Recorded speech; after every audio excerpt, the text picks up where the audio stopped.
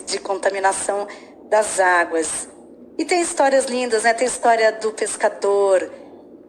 Que, gente, eu chorei com aquela história, porque ele... O Jackson do Rio do Peixe.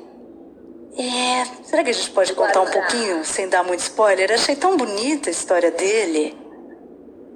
Mudança de vida, né? Eu posso falar um pouquinho e o Dan pode falar muito sobre o Jackson. Jackson, ele uma história muito interessante. Ele é de uma ONG também, SOS Rio do Peixe, né? Ele faz um trabalho de recolher lixo do Rio do Peixe, do manguezal, e ele começou esse processo porque ele pensava em cometer suicídio por depressão.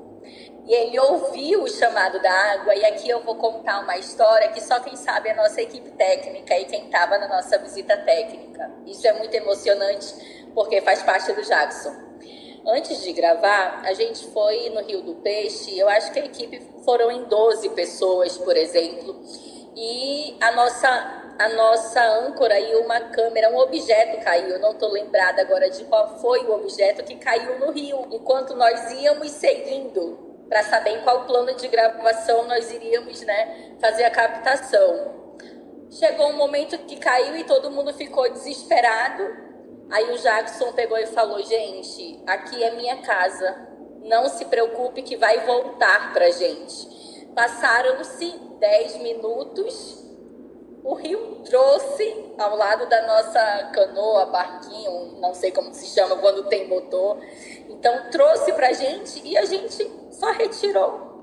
Normal. Quando ele falou isso, a gente sentiu a presença da voz do rio como se estivesse ali. E o Dan é do rio, o Dan é da água, o Dan é essa performance que a água leva e traz o Dan ao mesmo tempo. Então, isso do Jackson foi um resgate para a vida do Jackson, foi um resgate para a nossa equipe. E o nosso diretor ele fica muito, Vinícius Feleira, ele fica muito emocionado quando se retrata do Jackson, e eu acho que o Dan agora pode falar um pouquinho para finalizar. Fala, Dan. O Dan que também teve uma vida completamente transformada, né?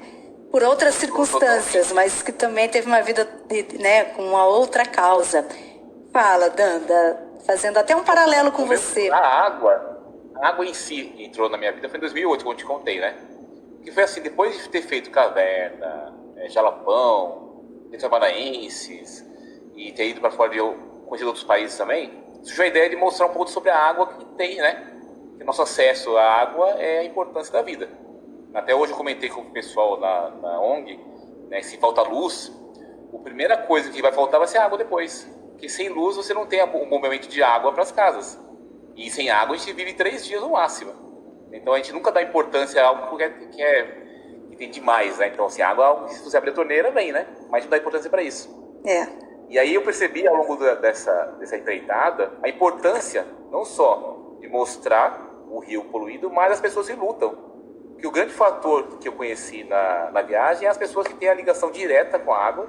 E, infelizmente, elas têm essa água como um acesso para uma brincadeira de uma criança, né?